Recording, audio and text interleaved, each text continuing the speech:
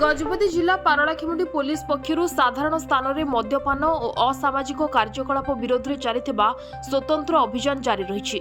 गतकाली राति पारलाखेमुंडी पुलिस द्वारा हठात बाइक पेट्रोलिंग करा जाई पाटपाटनम रोड, बीएन पैलेस परिसर, फ्रंट साइड कंपाउंड और अन्यान्य कम आलोक थिबा स्थानगुड़िक जांच करा जायतिला।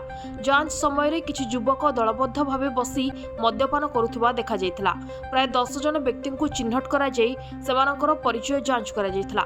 सेमानकु कड़ा चेतावनी दिया जिबा सहित लिखित मुचालिका निया जाई परे छाड़ी दिया जायतिला। पारलाखेमुंडी पुलिस पक्षरु सूचना दिया जायछि जे साधारण स्थान में मद्यपान, असामाजिक कार्यकलाप एवं शांति श्रृंखला विरोधी कार्य उपरे एभली अचानक चढ़ाऊ और पेट्रोलिंग आगामी दिन में जारी रहिबो।